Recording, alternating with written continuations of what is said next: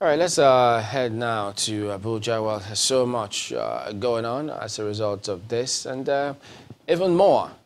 Magba. Well, thank you, Chamberlain. We have with us this morning Honorable Bamidele Faparusi, who is the Commissioner for Infrastructure and Public Utilities in Ekiti State.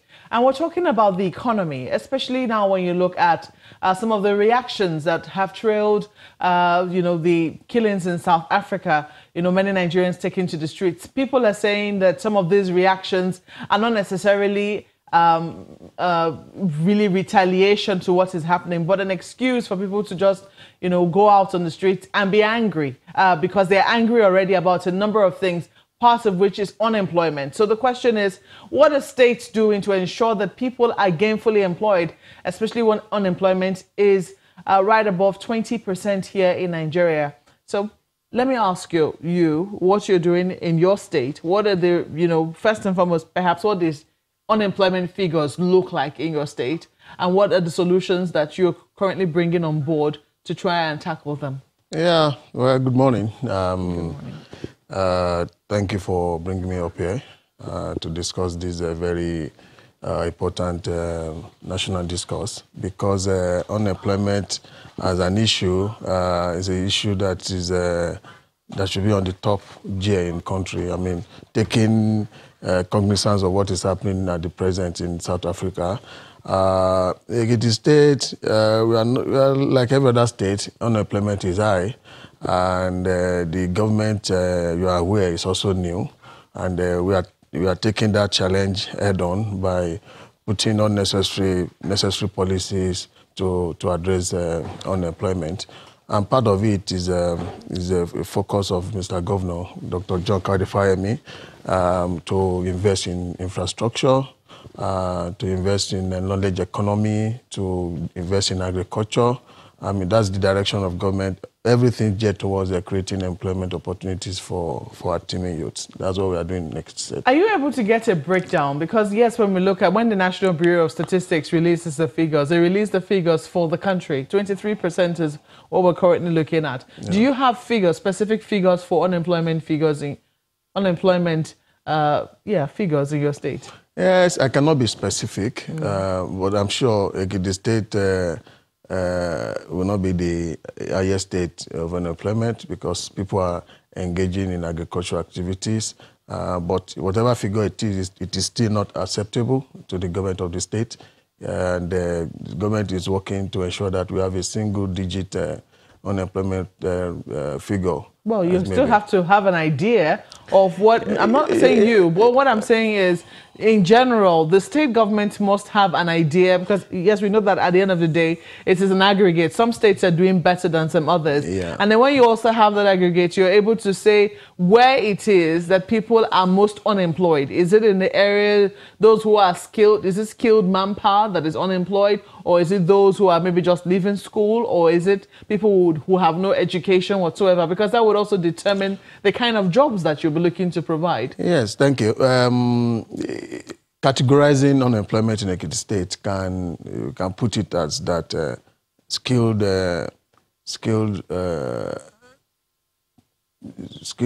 employment is of greater concern. We have a lot of graduates who are on the street doing nothing, and that is the area of focus of the government. In the area of percentage, we can say between 18 and 20%. We're a little below national average as at the last time we look at it, but even at that, it's still not acceptable. So the government is tackling this issue of unemployment from all angles possible. I mean, there's massive investment in agriculture as I speak in Ekiti State that will take a quite number of people out of unemployment market. We have a youth in agricultural scheme by government. We call it YCAD, where the government is putting young graduates together and investing in them to go into agriculture. I'm making agriculture look cool for graduates, and that on its own is mopping up a lot of graduates. What would you say is Ekiti State's area of competitive advantage when it comes to agriculture? Yeah, Ekiti State is an agrarian state, as you are aware of. Ekiti State, comparatively, we have like three, maybe like two belts, agricultural belt. We have belt where we can grow cash crops. We have belt where we can grow. We have some part like savanna. We have some part like tropical. So it makes the state, we can grow cash crops in the southern part of the state. We can grow maybe banana crops like maize, like other maybe agricultural produce like that we can turn out every 2 months, 3 months from the savanna part of the state. So we have two belts that gives us that hedge. We have to take a break at this moment. We'll come back and let you finish your thoughts when we come back from this break. Please stay with us.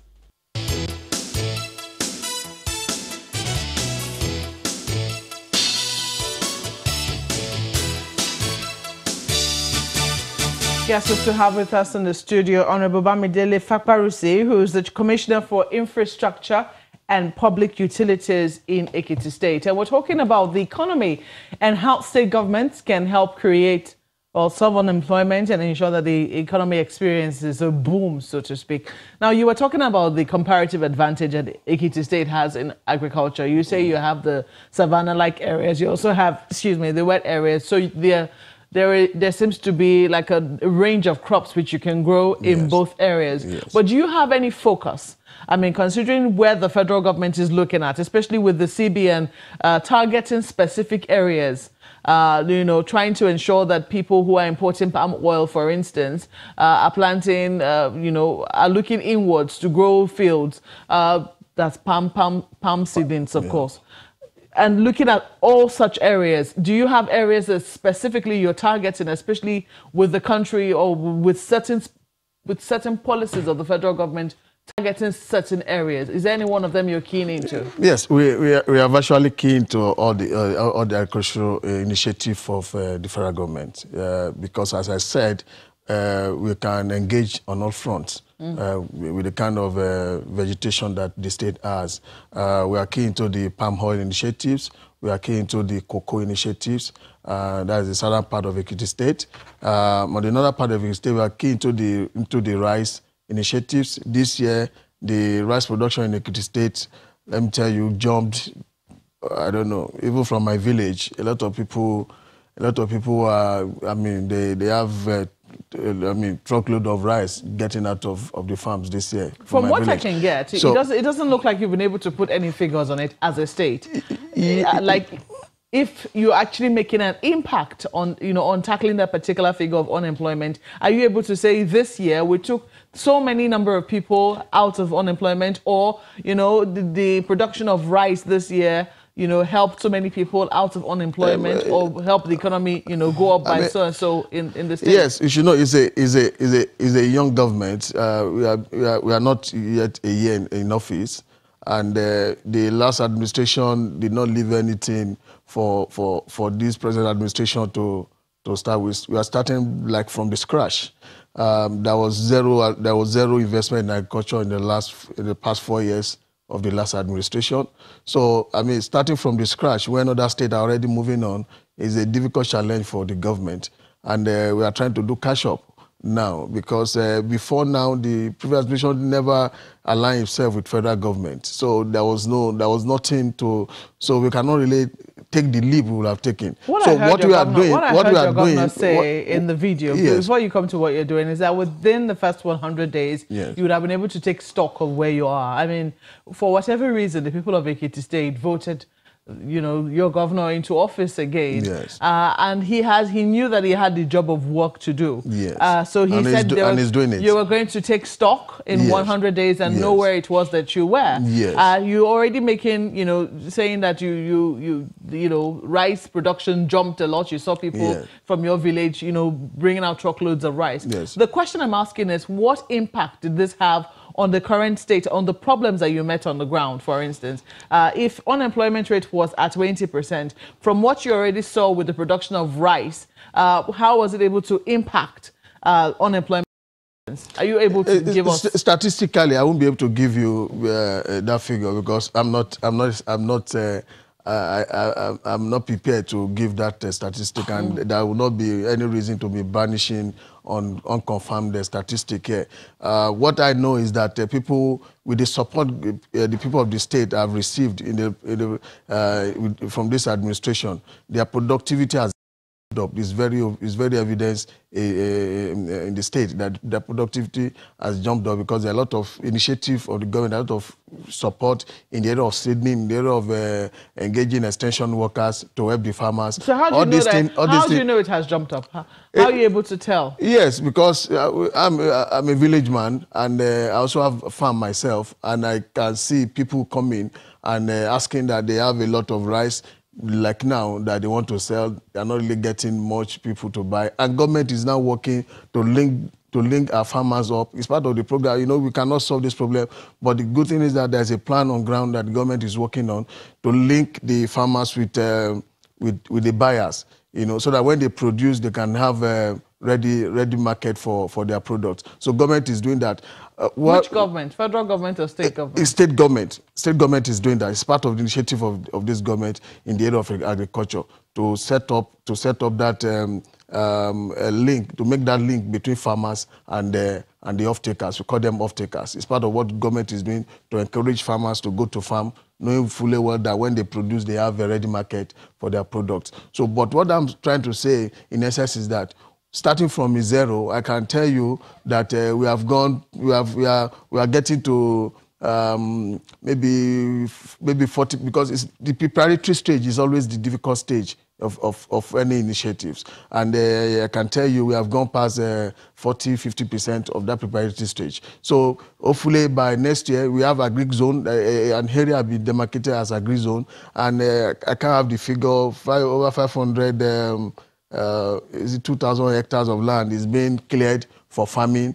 You know, their contract has been awarded. So a lot is going on as you speak to take a lot of people out of unemployment into agricultural sector of the state. And the agri zone. I mean, recently the African Development Bank, they were in Ekiti State to look at the plan we have for agriculture in Ekiti State on how to fund it. You know, so the governor is doing everything possible to make that his vision for Ekiti State to be #1 in agriculture in Nigeria. One of the things you talked about was infrastructure. Yes. You said that one of the areas you're also hoping to get people employed is through infrastructure. What exactly is the plan in infrastructure? Yes, infrastructure is a broad word, so to say. There's need for enabling environment. Infrastructure is to create the enabling environment for people to display their innovative skills. And what do we need when we talk about infrastructure? We need good roads, you know, so that people can move around freely. We need electricity so that people can have power to electricity to power their businesses. You need water, and all this infrastructure. You need good communication. You know, all these things the state is working on. I mean, under my ministry and Ministry of Works, to open up lands. We are the stage of starting a project ramp where 500 kilometers of rural roads will be opened up. I mean, it's at the advanced stage now to start the project. 500 kilometers of rural roads will be opened up so that farmers, as I said, is part of infrastructure, can bring their produce easily to the market. And in the area of water, we are rehabilitating most of our water works and dams in Ekiti State as I speak to make water available to industries and to individuals to save water for people to drink. So a lot of investments is going in the area of water supply across the state. And the area of electricity, we are engaging stakeholders to improve on the infrastructure of electricity. Ekiti State is we have been transmission infrastructure in Ekiti State is very inadequate, so to say, and we are talking with, we are having discussion with TCN to improve that that infrastructure in Ekiti State, so that we can have more power available for the people of the state. And we're also engaging private investors who want to set up private power plants to come into this. They were talking to a number of them, and putting all these things together. You know, Mr. Governor was talking about knowledge economy. There is a zone that has been marked to be developed for knowledge economy. You have a lot of universities, you have a lot of research centers in that zone, and we need to power those zones. We need to give them water. So these are the infrastructure, these are the links that the government, we are working on to ensure that all this infrastructure provide an enabling environment for businesses to thrive in Ekiti State. Okay. Now, you talked about roads. You say you're preparing about 500 kilometers of rural roads to link up with the cities so that, you know, farmers can have access. Yes. I'm imagining that one of the effects that this will have is that,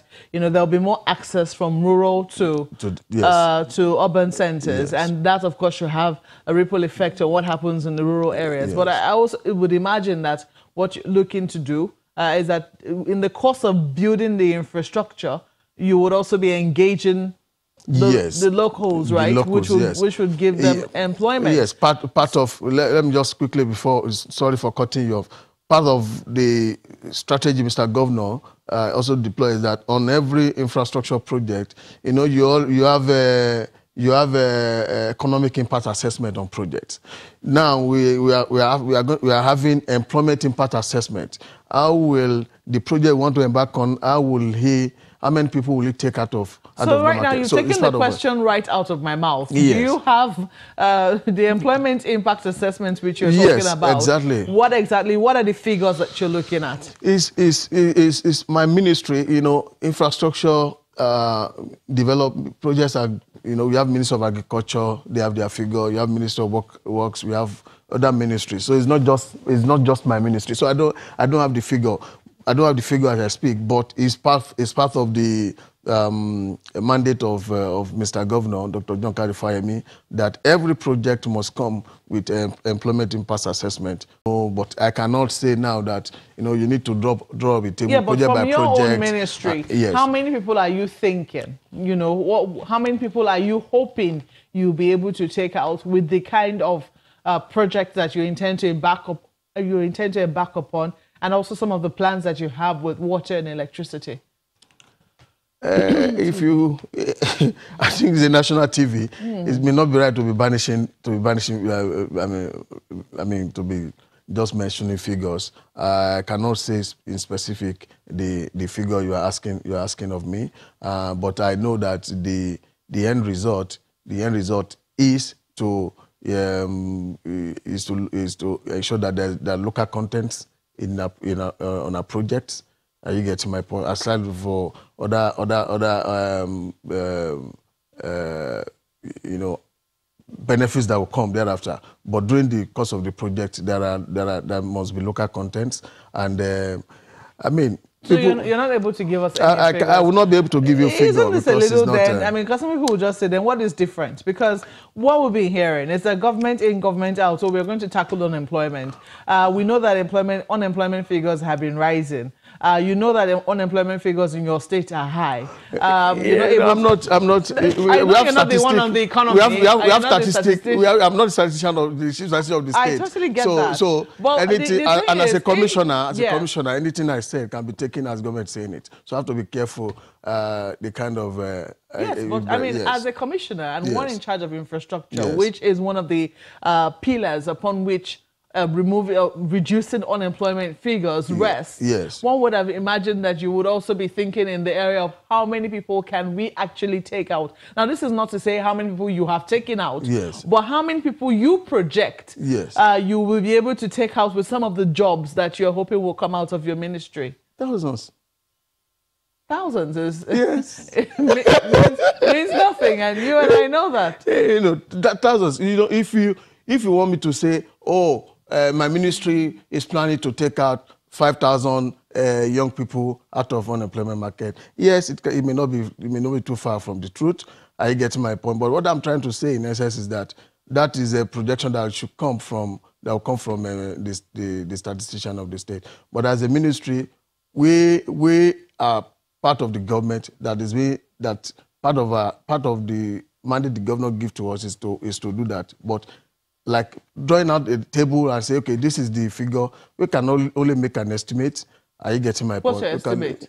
Yes, from maybe within the next 1 year, if all the projects we are planning to we are on the table, if they go through, we should be talking about from our ministry maybe 2,000 thereabout within the next 1 year. Are you looking to employ local contractors? Because that's another area people think that, you know, we also lose money. Yeah. That oftentimes, it goes to big giants when they talk about construction. Sometimes funds are repatriated, or they do not have a direct effect on the state. Yeah. So for some of the projects that you're looking to carry out, or, you know, the infrastructure you're looking to build, are you looking at employing local contractors resident in the state, or is there a way you're looking to ensure that the money spent in Ekiti state or by the state government, you know, has a way of circulating within the state? You know, that question, one can put it as such that you know, it depends on the size of the project. You know, there are some projects that are 100% local contractors to take it up. But project that has to go to national, that we have to advertise in the national papers according to our procurement law, you know, can be bidded for from anywhere in the country. And so our government is very particular about transparency in procurement. And we swear whenever the state government made it public any project, that means it can go to anywhere. Because we have to follow the procurement act of the state. And that in itself, where the contractor now comes, the contractor now need to show us his local content. How many people, how this type of job, you have to use local, you have local expertise to handle this, you have local expertise to handle that, we may not have local expertise to handle this. So it's not to engage on big projects, to engage the contractor, to be able to negotiate on behalf of the people, of the artisans in the state, that this content on your contract, you have local artisans that you can engage, and we have an agency, I think what's the name of this agency? Employment agency, that also follow through. I mean, they work closely with ministries, with us, to see when we have a project, when we are awarded contract, how many, what are the opportunities for locals on the contract, and they also follow with those contractors to ensure that the local people participate in whatever maybe big projects, quote and unquote, that we do. In general, are you worried? I mean, yes, of course, you're a commissioner in Ekiti State, but I know that you move around the country. Today, you're in Abuja answering questions in our studios. When you look at national unemployment figures at 23%, you look at the prevailing security situation in the country. Yes, never mind that right now, you know, the focus is on what is happening to Nigerians outside the country. But there's also huge concern as to what has been happening to Nigerians within the country. Are you worried that about the rate of progress that we are making in the country, if any at all? I mean, I'm worried, like every other Nigerian should be. I'm worried. Apart from the worry, are you confident that with the kind of steps that you're taking, are you seeing other states, your counterparts in other states, taking the steps? Are you hopeful while you're also worried? Yes, I'm hopeful. I'm hopeful because in maybe Ekiti Palace, there's an adage that said you don't use 1 day to feed a starved child, you know, to come back to. So that the problem with the country is inherent. It's been there for a long time, and I'm sure the present administration of President Muhammadu Buhari is doing everything possible within the limit of resources available to turn the tide. And I think we are in the right direction. We may not be moving at the pace we should be moving, but the good thing is that we are working in the right direction. And I'm very hopeful that other state governments are doing their bit to ensure that this issue of unemployment is addressed. And there's need. What we need to do more is synergy between the federal government and the state across the country. I see there are a lot of missing gaps, between what federal government is doing and what state governments, their priority. I think there should be a point of realignment of priorities between federal government and the state so that we will not be working at cross purposes. Can you speak to that gap a little more? When you say you see missing gaps in terms of what the federal government is doing and what the state? Yes, at times you see federal agency coming to intervene in the state, and the state government will not be aware. Federal government want to have a project in the state, and they will go to the site and shoot this. Federal government will come to the state and shoot the site what they want to do themselves and do everything themselves, and the state government will not be aware of it. And that may not even be area of priority of the state or the location. So, but if there is synergy, if federal government want to, they have any intervention in the state, I mean, it's good for them to communicate well with the state executives to say, okay, we are planning this in your state. What do you see to it? Which area do you think will be most needed, and what are your priorities? So, but I think that gap is still there. That gap is still there. I think that gap has been there because of the previous administration. Because I think the are they working on closing? Yes, is it being closed right now? It's being closed now because we now have a working governors forum. Because before there was the governors forum broke down. But now, with Dr. John Karifemi as the chairman of the I knew you were going to mention your governor's name one more time, but we have to go at this point. Thank you so much for coming on Sunrise Daily this morning. Honorable Bamidele Faparusi is the Commissioner for Infrastructure and Public Utilities in Ekiti State. I'm sure you must have gotten that from him mentioning the name of his governor so many times. But thank you again for coming on Sunrise Daily this morning. The program continues in a moment. Don't go away.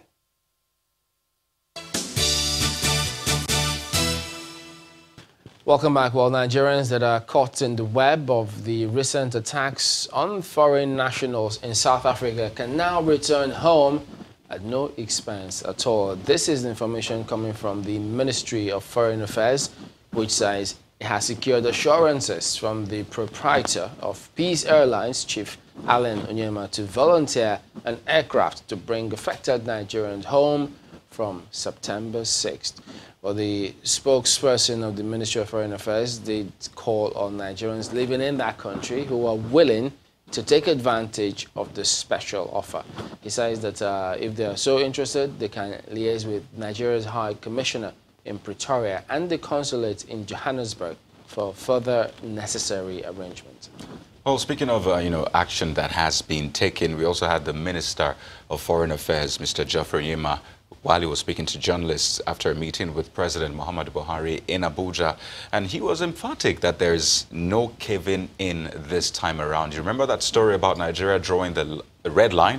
Well, he was the one that said it yesterday. He also announced that the Vice President, Professor Yemi Osinbajo, will no longer be part of the ongoing World Economic Forum on Africa, currently holding in South Africa. That meeting started on Wednesday, that's yesterday. It's meant to end tomorrow, Friday. And we understand that some Nigerians are attending on their own. We have a former, minister in Nigeria at that meeting. But from the official, from the government, there is no representative at the World Economic Forum in South Africa. Well, we've had a number of conversations on this one. We talked about, one of our guests talked about street diplomacy yesterday. Right. But now, someone else is talking about cultural diplomacy, which could be one way to handle the xenophobic attacks against Nigerians in South Africa. And that's according to the Minister of Information, Lai Mohammed, who says the role of culture in the sustainable development of a country cannot be overemphasized.